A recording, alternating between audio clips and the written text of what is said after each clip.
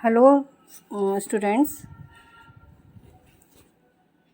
I am explaining the most important question for the comparative public administration.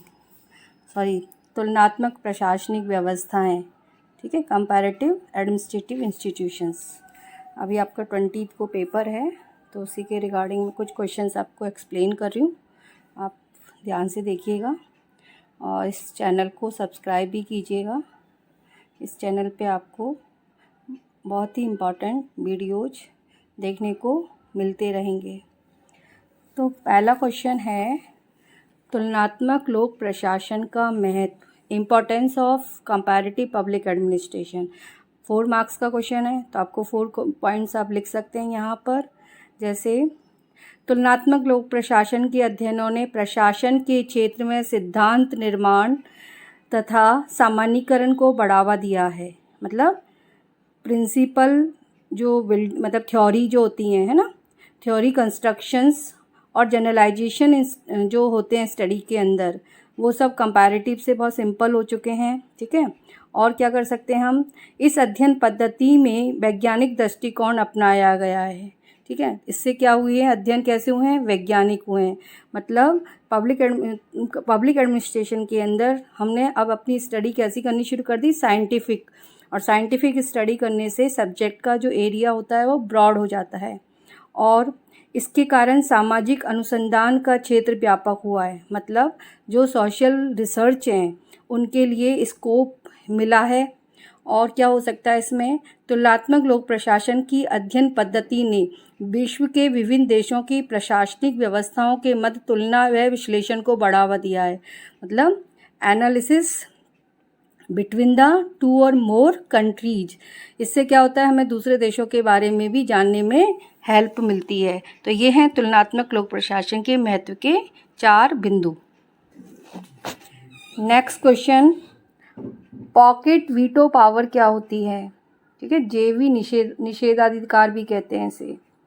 तो इसका मतलब है उस वीटो पावर से जिसके द्वारा राष्ट्रपति किसी विधेयक पर निर्णय करना टाल देता है। ऐसा वह अवकाश के दिनों के अतिरिक्त 10 दिन तक कर सकता है। 10 दिन के पश्चात विधेयक स्वीकृत माना जाता है यदि उस समय कांग्रेस का अधिवेशन समाप्त नहीं हुआ हो। और दूसरे शब्दों में कहें तो कांग्रेस के अधिवेशन के अंतिम दिनों में आने वाले विधेयक राष्ट्रपति के जेवी वीटो के कारण निष्क्रिय हो सकते हैं। अमेरिका में सभी राष्ट्रपतियों ने वीटो शक्ति को पर्याप्त प्रयोग में लिया है। मतलब वीटो पावर अमेरिका में राष्ट्रपति को मिली हुई एक ऐसी विशेष पावर है जिसके कारण वह कांग्रेस से मतलब पास हुए जितने भी विधेयक हैं उनको स्वीकृत और अस्वीकृत कर सकता है ना। नेक्स्ट क्वेश्चन, स्वतंत्र नियामकीय आयोग, है ना, तो इंडिपेंडेंट रेगुलेटरी कमीशंस। तो ये संस्थाएं अमेरिका में कार्यरत होती हैं और अमेरिका की कार्यपालिका के किसी विभाग के अधीन न रहकर एक स्वतंत्र संगठन के रूप में कार्य करती हैं। मानक इन संगठनों पर विधायिका तथा न्यायपालिका का नियंत्रण रहता है, किंतु यह नियंत्रण डे टू डे जो लाइफ होती है उसके क्रम में नहीं, बल्कि किन्हीं विशिष्ट परिस्थितियों में होता है। मतलब कि कार्यपालिका मतलब एग्जीक्यूटिव से फ्री होती है, लेकिन इनके ऊपर जुडिशरी का और लेजिस्लेचर का कंट्रोल रहता है। लेकिन वो control day to day administration में नहीं रहता, बल्कि कोई स्पेसिफिक कंडीशंस होती हैं तो उस समय इनका नियंत्रण रहता है। तथा ये संगठन एक विशिष्ट प्रकृति के होते हैं और वहाँ पे आर्थिक, वित्तीय और व्यापारिक गतिविधियों को नियमित व नियंत्रित करते हैं। मतलब इकोनॉमिकल, फाइनेंशियल, ट्रेड रिलेटेड जितनी भी एक्टिविटीज़ होती हैं उनको ये रेगुलाइज करते हैं, और इनको बहुत अलग अलग नामों से भी पुकारा जाता है। जैसे शासन की शीर्षहीन शाखा, ठीक है, शासन की चतुर्थ शाखा, कांग्रेस की भुजाएं, स्वायत्ता के दीप, है ना, 4th arm of government, arms of Congress, autonomous island. तो ऐसे इनके बहुत सारे अलग अलग नाम हैं। इसमें 4 पूछे हैं, आप 4 नाम यहाँ पर बता सकते हैं। फ्रांस के राष्ट्रपति की विशेषताएं, features of president of France. तो देखो फ्रांस में किस तरह की शासन व्यवस्था पाई जाती है यह सब आप जानते हैं। वहाँ अध्यक्षात्मक और संसदात्मक का एक मिश्रण पाया जाता है। तो फ्रांस का राष्ट्रपति केवल नाम मात्र की या संवैधानिक कार्यपालिका का प्रतीक नहीं है, मतलब है केवल नॉमिनेटेड प्रेसिडेंट नहीं है, बल्कि वह राज्य का वास्तविक अध्यक्ष, राष्ट्र का प्रतीक, शासन का प्रमुख तथा संविधान का संरक्षक है। तृतीय व चतुर्थ गणराज्य के संविधान में राष्ट्रपति की स्थिति भारत के राष्ट्रपति या ब्रिटेन के सम्राट के समान कमजोर थी, लेकिन कुछ ऐसी परिस्थितियां वहाँ बनी कि राष्ट्रपति की पदस्थिति ऑटोमेटिकली कैसी हो गई, सुदृढ़ हो गई। इस तरीके से हम ये कह सकते हैं कि फ्रांस का राष्ट्रपति एक अवंशानुगत सम्राट है जो अपने को वैधानिक अधिनायक बना सकता है। मतलब ब्रिटेन की तरह वो हायरार्किकल नहीं है, वो अवंशानुगत है और अपने आप को वह लेजिटिमेट लीडर बना सकता है। ठीक है, इस तरीके से चूँकि वहाँ पर पंचम गणराज्य के बाद नया संविधान आया तो वहाँ राष्ट्रपति की कोई योग्यताएं वर्णित नहीं है, अतः कोई भी मतदाता जो 18 वर्ष की आयु पूरी कर चुका हो इस पद के लिए प्रत्याशी बन सकता है। लेकिन प्रैक्टिकली ऐसा नहीं होता। प्रैक्टिकली हम सब जानते हैं बहुत बड़ा पद है तो कोई बहुत ही एफिशिएंट एक्सपीरियंस पॉलिटिशियन ही इस पोस्ट पर पहुंच पाता है। ठीक है, ऐसे आप कोई भी पिक्चर्स यहाँ लिख सकते। ब्रिटिश गृह विभाग के 4 कार्य, 4 फंक्शंस ऑफ होम डिपार्टमेंट। तो ब्रिटिश गृह विभाग क्या क्या करता है? पहला, ब्रिटेन तथा इसमें संबद्ध राजकीय क्षेत्रों में अपराधों पर नियंत्रण करना, अनुशासन बनाए रखना, अवैधानिक रूप से चलने वाले कैसीनो पर छापा एवं कार्यवाही करना, विभिन्न अपराधों में पकड़े गए व्यक्तियों को अदालत में प्रस्तुत करना एवं हिरासत में रखना, राजशाही व्यवस्था के भवनों, संपत्तियों, वसीयत, विरासत, अवैध कब्जों आदि की जांच करना व सम्राट को सूचित करना, अंतर्राष्ट्रीय अपराधियों तथा आतंकवादियों का प्रत्यर्पण करवाना, पुलिस प्रशासन में सुधार एवं नवाचार के कार्यक्रम संचालित करना। इस तरीके से हम ये कह सकते हैं कि ब्रिटिश होम डिपार्टमेंट क्या काम करता है? इंटरनल लॉ एंड ऑर्डर को मेंटेन करने का काम करता है और साथ में टेररिज्म के अगेंस्ट, इलीगल ट्रेड के अगेंस्ट भी वह काम करता है। अगला क्वेश्चन, ब्रिटेन में बिटलेवाद, ठीक है, क्या है ये ना, बिटलिज्म, सॉरी, तो क्या है ये? तो देखो, कर्मचारी नियोक्ताओं के संबंध में सौहार्द तथा समन्वय स्थापित करने के क्रम में ब्रिटिश विटले परिषदें बहुत प्रसिद्ध रही हैं। प्रथम विश्व युद्ध के दौरान ब्रिटेन सहित अधिकांश देशों के कल कारखानों में श्रमिक अशांति का वातावरण बन चुका था। इस दौरान ब्रिटेन में जॉन एच बिटले की अध्यक्षता में एक समिति का गठन हुआ जिसे नियोजन एवं कर्मचारियों के मध्य संघर्ष को कम करने हेतु सुझाव देने थे और इस कमेटी ने 1970 में स्थायी राष्ट्रीय संयुक्त औद्योगिक परिषद के गठन का सुझाव दिया था। बाद में लोक सेवकों को भी यह व्यवस्था पसंद आई थी। तो इस प्रकार यह व्यवस्था की अनुशंसा जॉन विटले ने की थी, अतः इस व्यवस्था को विटले परिषद या विटलेवाद भी कहा जाता है। मतलब विटलिज्म क्या है? ब्रिटेन के अंदर एम्प्लॉयर और एम्प्लॉई के बीच के जो कन्फ्लिक्ट्स होते हैं उनको सॉर्ट आउट करने की रेस्पॉन्सिबिलिटी सौंपी जाती है। नेक्स्ट क्वेश्चन, फ्रांस में साधारण न्यायालयों के नाम बताइए, है ना। तो साधारण न्यायालयों के नाम यदि हम बात करें, मतलब ऑर्डिनरी कोर्ट्स, तो देखो पहले तो ये समझो कि फ्रांस में 5 प्रकार के अलग अलग न्यायालयों की व्यवस्था की गई है। मतलब 5 टाइप्स के कोर्ट होते हैं वहाँ पे। कौन कौन से? सामान्य न्यायालय, ऑर्डिनरी कोर्ट्स, प्रशासनिक न्यायालय, एडमिनिस्ट्रेटिव कोर्ट्स, संवैधानिक परिषद, कॉन्स्टिट्यूशनल काउंसिल, उच्च न्यायिक परिषद, the high council of judiciary, न्याय का उच्च न्यायालय, the high court of judiciary. अब इसमें आते हैं सामान्य न्यायालय, है ना। कि ऑर्डिनरी जो कोर्ट हैं वो क्या है, उनके मतलब कौन कौन से नाम हैं, उनका काम क्या है। तो देखो, साधारण न्यायालय साधारण नागरिकों से संबंधित विवादों पर न्याय करने का काम करते हैं। मतलब जो कॉमन मैन हैं उनसे के जो भी डिस्प्यूट्स होते हैं उनको सॉर्ट आउट करने का काम किसका होता है, ऑर्डिनरी कोर्ट का होता है। तो इसमें कौन कौन से कोर्ट हो सकते हैं, शांति न्यायाधीश के न्यायालय, courts of the justice of the peace, और कौन सा हो सकता है, प्रथम अथवा प्रारंभिक न्यायालय, मतलब इसको और क्या बोल सकते हैं, courts of the first instance, appeal के प्रादेशिक न्यायालय, कोर्ट्स ऑफ अपील, असाइज या निसज्ञा न्यायालय, कोर्ट ऑफ असाइज, सर्वोच्च या विराम न्यायालय, कोर्ट ऑफ सेशेशन, है ना। तो इस तरीके से ये फ्रांस के साधारण न्यायालयों के नाम हैं। अगला क्वेश्चन, शक्ति पृथक्करण क्या है ना, पावर सेपरेशन। तो देखो, शक्ति पृथक्करण का सिद्धांत सबसे पहले मॉन्टेस्क्यू ने किया था। मतलब इसके जो प्रतिपादक हैं वो मॉन्टेस्क्यू हैं, और उन्होंने किस बात पर विशेष बल दिया था कि सरकार के तीनों अंगों में से प्रत्येक अपने क्षेत्र में स्वतंत्र होना चाहिए, उसे अपने कार्य क्षेत्र तक ही सीमित रहना चाहिए और उसके द्वारा दूसरे अंग के कार्य को प्रभावित करने या उस पर नियंत्रण स्थापित करने की चेष्टा नहीं करनी चाहिए। मतलब जो गवर्नमेंट के 3 ऑर्गेनाइजेशन हैं, लेजिस्लेचर, एग्जीक्यूटिव और जुडिशरी, इन तीनों को एक दूसरे से क्या रहना चाहिए, सेपरेट रहना चाहिए, और किसी को किसी के भी काम में अननेसेसरी इंटरफेयर नहीं करना चाहिए। यही शक्ति पृथक्करण का सिद्धांत है जो अमेरिका में पाया जाता है।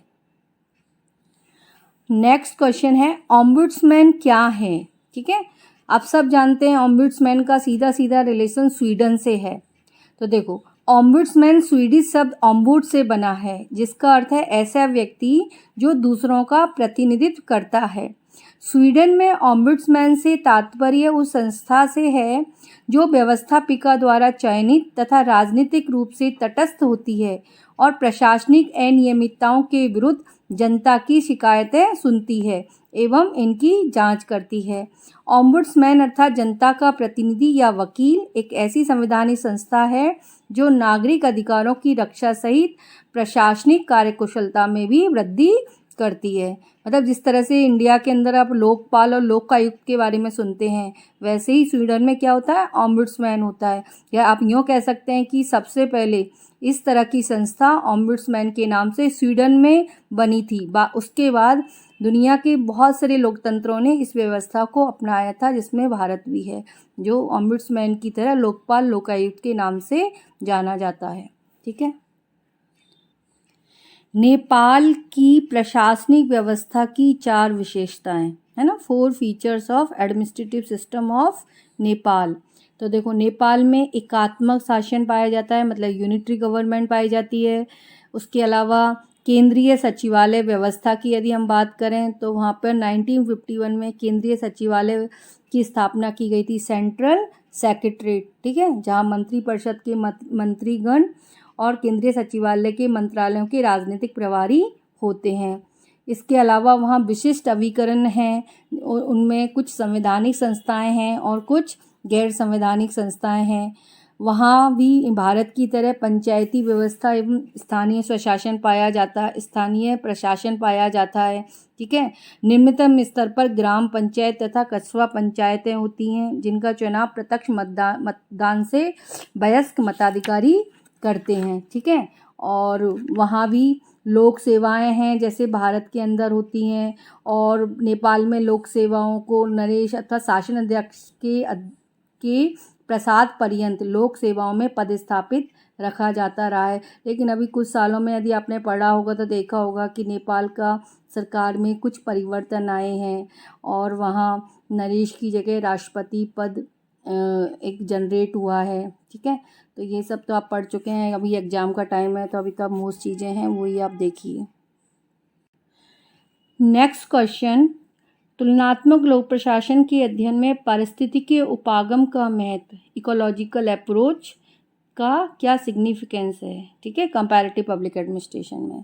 तो देखो, इकोलॉजिकल अप्रोच या पारिस्थितिक उपागम के बारे में आप सब जानते हैं कि हमारे पर्यावरण के साथ जो अंतर संबंध है वही पारिस्थितिकीय उपागम के अंतर्गत अध्ययन किया जाता है। तो जब हम अपने पर्यावरण के साथ इंटरेक्शन करते हैं तो उसके बहुत सारे फ़ायदे होते हैं।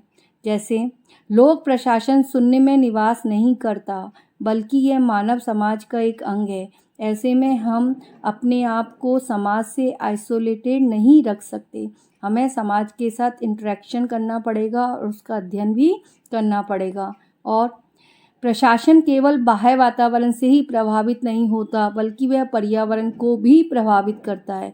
मतलब जितना पर्यावरण हमें प्रभावित कर रहा है उतना ही हम अपने पर्यावरण को भी प्रभावित कर रहे हैं। प्रत्येक प्रशासनिक व्यवस्था बाह्य वातावरण से निरंतर क्रिया प्रतिक्रिया करती रहती है और इस क्रिया प्रतिक्रिया के कारण जो परिणाम निकल कर आते हैं वो नए नवाचारों को क्या देते हैं, बनाने के लिए मौका देते हैं। मतलब हम उनके कारण नए नवाचार कर सकते हैं। और क्या हो सकता है, प्रत्येक प्रशासनिक व्यवहार प्रशासन संगठनों के बाह्य पर्यावरण एवं विभिन्न कारकों का मिला-जुला परिणाम है।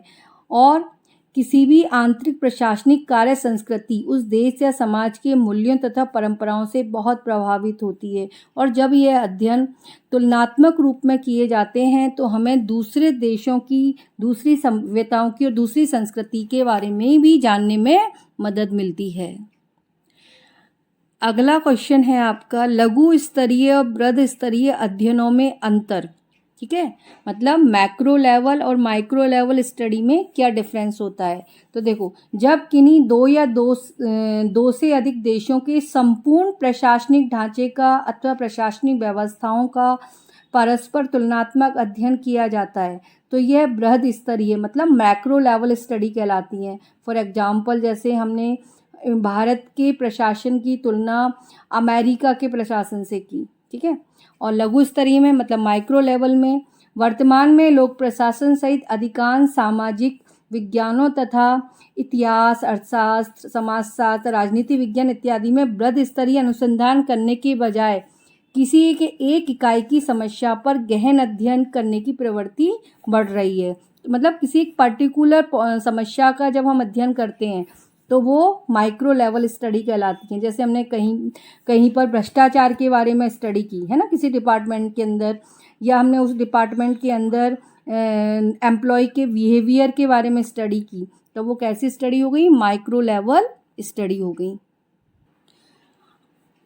अगला क्वेश्चन, अमेरिका में लोक सेवाओं की 4 विशेषताएं, 4 feature of civil services in America. ठीक है, तो देखो, अमेरिका में अधिकांश पदों पर प्रतियोगी परीक्षाओं के माध्यम से योग्यता आधारित भर्ती होती है, मतलब मेरिट बेस्ड रिक्रूटमेंट।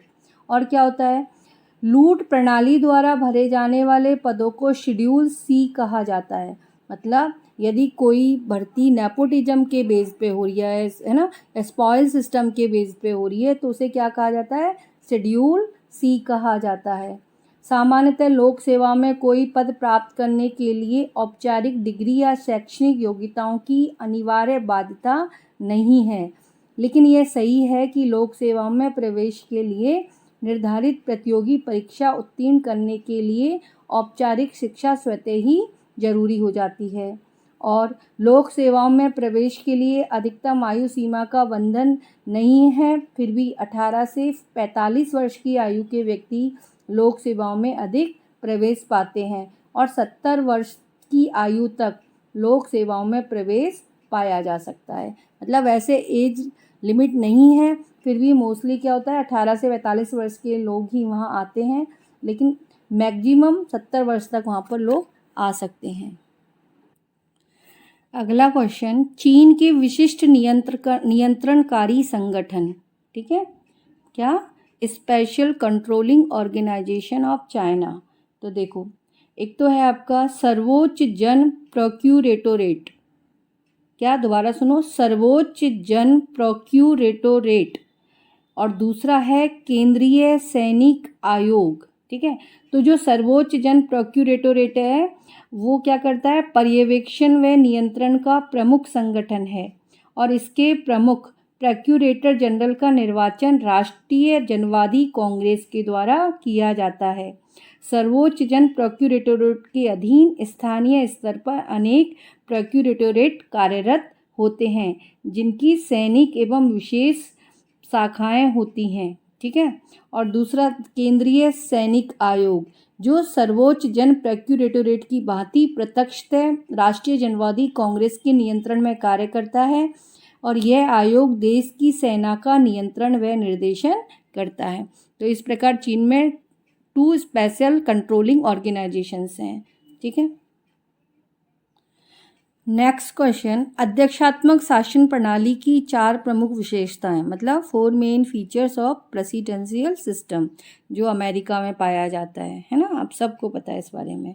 तो बहुत सारे फीचर्स हैं, तो आप लिख सकते हैं। एक तो यहाँ स्थिर प्रशासन रहता है। ठीक है। अब चूँकि हम लोग प्रशासन पढ़ते हैं तो हम प्रशासन वर्ड का यूज कर देते हैं, लेकिन आप पहला पॉइंट यही बनाइएगा, स्थिर शासन, है ना।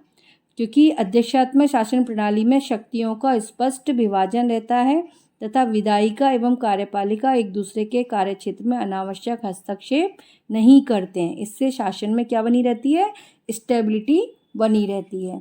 नेक्स्ट, और प्रभावी शासन संचालन, अध्यक्षीय शासन प्रणाली में राष्ट्रपति के पास समय, विकल्प तथा स्वतंत्रता पर्याप्त मात्रा में रहती है, क्योंकि उसे राजनीतिक संकीर्णताओं या बाध्यताओं का सामना नहीं करना पड़ता, इसलिए उसका शासन एक प्रभावी शासन होता है। और अध्यक्षात्मक प्रणाली आपातकालीन स्थितियों में बहुत अधिक उपयुक्त होती है, मतलब इमरजेंसी जो कंडीशंस होती हैं उनमें बहुत ज़्यादा सुटेबल होती है, और राष्ट्रीय एकता में सहायक होती है। इस तरह से आप कोई भी 4 पॉइंट यहाँ लिख सकते हैं। नेक्स्ट क्वेश्चन, फ्रांस में प्रधानमंत्री की नियुक्ति कैसे होती है ना, system of appointment of prime minister in France. तो देखो 1946 के चतुर्थ गणतंत्र ना 46 का जो 4th रिपब्लिक आया था वहाँ पर, उसके अनुसार प्रधानमंत्री पद पर नियुक्ति के लिए दोहरी अनुमति की पद्धति को अपनाया गया था। मतलब कि प्रधानमंत्री की नियुक्ति के लिए राष्ट्रपति और राष्ट्रीय सभा दोनों की अनुमति आवश्यक थी, लेकिन अनुभव के आधार पर यह देखा गया कि प्रधानमंत्री की नियुक्ति में राष्ट्रीय सभा को प्रभावशाली स्थिति प्राप्त होने पर उसके द्वारा अपनी शक्ति का दुरुपयोग किया जा सकता है और संवैधानिक गतिरोध की स्थिति उत्पन्न हो सकती है। अतः इसमें परिवर्तन कर दिया गया और अब 5वें गणतंत्र के संविधान की 8वीं धारा के अनुसार प्रधानमंत्री की नियुक्ति में राष्ट्रपति को एकाधिकार प्राप्त है। मतलब राष्ट्रपति वहाँ पर प्रधानमंत्री की नियुक्ति करता है। ठीक है। फ्रांस में प्रीफेक्ट के कार्य है ना, functions of prefect in France. तो प्रीफेक्ट क्या है, देखो फ्रांस में पहले विकेंद्रीकरण नहीं था, फिर 1982 में वहाँ विकेंद्रीकरण शुरू हुआ, मतलब डिसेंट्रलाइजेशन।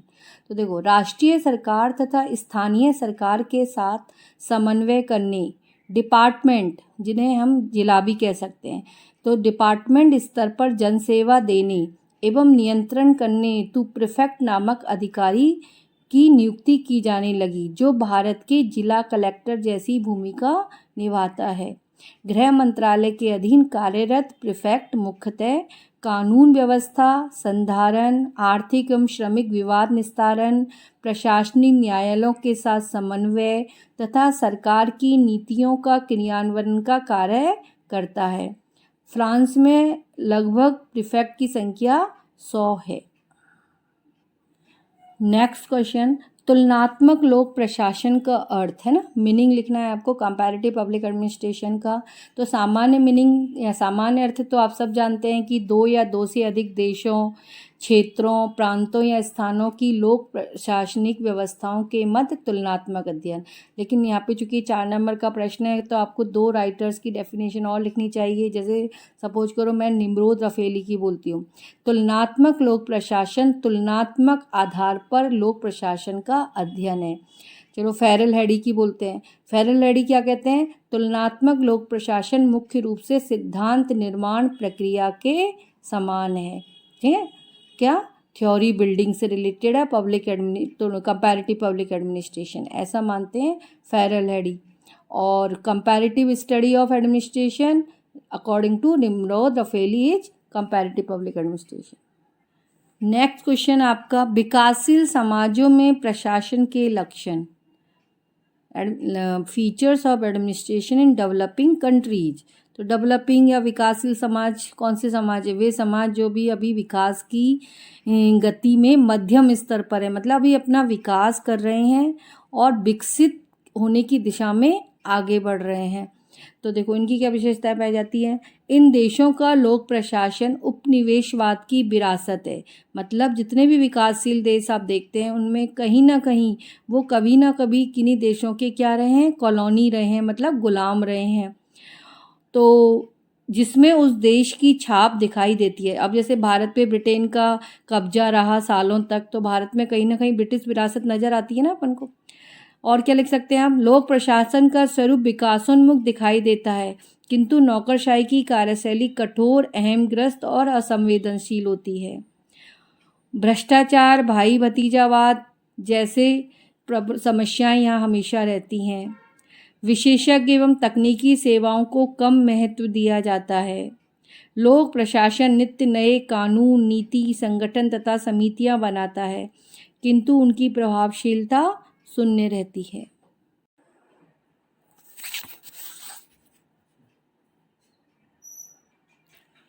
नेक्स्ट क्वेश्चन, अमेरिका में सीनेट को का नोट लिखिए ना, सीनेट पे एक नोट लिखना है।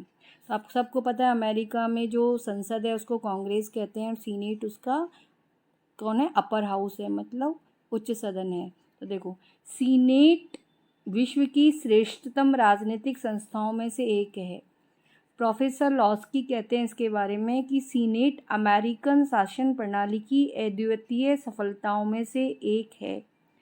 सन हेनरी मेन कहते हैं कि जब से आधुनिक प्रजातंत्र का विकास हुआ है तब से जितनी भी संस्थाओं का निर्माण किया गया है उनमें यही एकमात्र पूर्ण सफल संस्था रही है। जो सीनेट के जो मेंबर होते हैं उनको सीनेटर कहते हैं। तो पहले तो ये राज्य विधानमंडलों के द्वारा क्या किए जाते थे, चयनित किए जाते थे, लेकिन बाद में आपसी विवाद और भ्रष्टाचार बढ़ने के कारण इनका निर्वाचन जनता के द्वारा कराए जाने का प्रावधान किया गया। सीनेट एक स्थायी सदन है, इसका कार्यकाल 6 वर्ष होता है तथा प्रति 2 वर्ष के बाद 1/3 सदस्य अवकाश ग्रहण कर लेते हैं। अवकाश प्राप्त सीनेटरों के पुनर्निर्वाचन पर कोई प्रतिबंध नहीं है। कानून निर्माण, महत्वपूर्ण पदों पर नियुक्ति, संधियों को स्वीकृति, जांच पड़ताल करने की शक्ति तथा महाभियोग प्रस्तावों की जांच से संबंधित न्यायिक शक्ति इत्यादि सीनेट के हथियार हैं। अगला क्वेश्चन, नेपाल में पंचायती राज। तो देखो नेपाल एक एकात्मक शासन व्यवस्था वाला देश है जहां एक ही विधायिका, कार्यपालिका एवं न्यायपालिका राष्ट्र का शासन संचालित करती हैं। सरकार बहुस्तरीय नहीं है, ठीक है। नेपाल में पंचायत से तात्पर्य उस संस्था से होता था जो विधि निर्माण का कार्य करने वाला अभिकरण होती थी। निम्नतम स्तर पर ग्राम पंचायत तथा कस्बा पंचायतें होती थी जिनका चुनाव प्रत्यक्ष मतदान से वयस्क मताधिकारी करते थे। इसके पश्चात जिला पंचायतें होती थी और जिला पंचायतों के पश्चात अंचल पंचायतें होती थी। लेकिन सन 1990 के संविधान के बाद नेपाल में दल विहीन राष्ट्रीय पंचायत व्यवस्था समाप्त हो गई तथा स्थानीय स्वशासन का स्वरूप परिवर्तित कर दिया गया। नेपाल में स्थानीय प्रशासन के कर्मचारी सामान्य प्रशासन के विभागों में स्थानांतरित हो सकते हैं। उन्हें लोक सेवा के समस्त लाभ देय होते हैं। पंचायती राज मंत्रालय इन संस्थाओं को निर्देशित और नियंत्रित करता है। अगला क्वेश्चन, ब्रिटिश संसदीय शासन की विशेषताएं, है ना। तो देखो दोहरी कार्यपालिका, है ना, डबल एग्जीक्यूटिव पाई जाती है यहाँ पे, बिल्कुल इंडिया की तरह ही चलता है यहाँ का सिस्टम। विधायिका एवं कार्यपालिका में घनिष्ठता पाई जाती है। अनिश्चित कार्यकाल है। सामूहिक एवं व्यक्तिगत उत्तरदायित्व पाया जाता है। प्रधानमंत्री की प्रमुखता होती है। राजनीतिक सहजातीयता पाई जाती है, गोपनीयता पाई जाती है, राजनीतिक सामंजस्यता पाई जाती है। अगला क्वेश्चन, ब्रिटिश राजकोष के 4 कार्य है ना, मतलब ब्रिटिश जो ट्रेजरी है उसका क्या रोल होता है या फंक्शन होते हैं। देखो, संसद द्वारा पारित वित्तीय अनुमानों का क्रियान्वयन और उसी रूप में करवाना जिस रूप में वे स्वीकृत किए गए हैं। ठीक है। वित्त अर्थव्यवस्था, उद्योग, वाणिज्य एवं व्यापार में संबंधित नीतियों का निरूपण करना एवं मंत्रिमंडल के सम्मुख विचारार्थ प्रस्तुत करना। और क्या हो सकता है, सरकारी ऋण, साख, देनदारियाँ, लेनदारियाँ, बैंकिंग, बीमा तथा ब्याज के नियम बनाना, राष्ट्रीय लेखों के संधारण के दिशा निर्देश देना तथा अंकेक्षण की कार्यवाही संपादित करवाना, प्रशासनिक संगठनों में पदासीन वित्तीय अधिकारियों एवं कार्यालय अध्यक्षों से समन्वय स्थापित करना, प्रशासनिक विभागों से प्राप्त होने वाली नियमित रिपोर्ट का पुनरीक्षण करना एवं निर्देश प्रेषित करना, प्रशासनिक संगठनों में कार्यरत लोक सेवाओं, लोक उपक्रमों तथा स्वायत्त संगठनों में कार्यकुशलता बढ़ाने एवं लागत मूल्य घटाने के सुझाव देना। और फ्रांस की राज परिषद के कार्य है ना, फंक्शन ऑफ फ्रेंच काउंसिल डी एटेट, तो क्या हो सकते हैं, प्रशासनिक कानूनों के क्रियान्वयन के संदर्भ में हुई अनियमितताओं, देरी, अन्याय तथा भ्रष्टाचार के वे मुकदमे निपटाना जो इसकी परिधि में रखे गए हैं, प्रशासनिक न्यायाधिकरणों द्वारा दिए गए निर्णयों के विरुद्ध दायर की गई अपीलों की सुनवाई करना, प्रशासनिक संगठनों, अधिकारियों, आदेशों, निर्णयों तथा कानूनों के संदर्भ में नागरिक अधिकारों के उल्लंघन के मामलों का निर्णय करना, आम जनता तथा प्रशासन के मध्य समस्त प्रकार के विवादों का निस्तारण करना, विभिन्न प्रकार के प्रशासनिक संगठनों, कार्यालयों, पदाधिकारियों तथा प्रक्रियाओं के कारण होने वाले विवादों का निपटारा करना। तो ये तो थे 4 मार्क्स वाले क्वेश्चंस जो आप देखकर जाना। हो सकता है इसमें से कुछ क्वेश्चंस एग्ज़ाम में आपके लिए इम्पॉर्टेंट हो। तो और अब हम कुछ मेजर क्वेश्चंस डिस्कस करते हैं एग्ज़ाम के पॉइंट ऑफ व्यू से। तो देखो, पहला क्वेश्चन तो आप ये करके ही जाना, तुलनात्मक लोक प्रशासन का अर्थ क्या है, क्षेत्र, प्रकृति, महत्व, एक जनरल सा क्वेश्चन है। ठीक है। फिर कई बार ये पूछ लिया जाता है कि तुलनात्मक लोक प्रशासन के अध्ययन के ना बहुत सारे उपागम हैं। तो देखो, संरचनात्मक, कार्यात्मक उपागम। ठीक है। कौन सा उपागम? संरचनात्मक, कार्यात्मक उपागम। और एक तीसरा उपागम तुलनात्मक लोक प्रशासन के अध्ययन के लिए पारिस्थितिकी उपागम। तो इन 3 क्वेश्चन को आप देखना, कौन कौन से? तुलनात्मक लोक प्रशासन का अर्थ, क्षेत्र, प्रकृति, महत्व का। दूसरा, तुलनात्मक लोक प्रशासन के अध्ययन का संरचनात्मक, कार्यात्मक उपागम।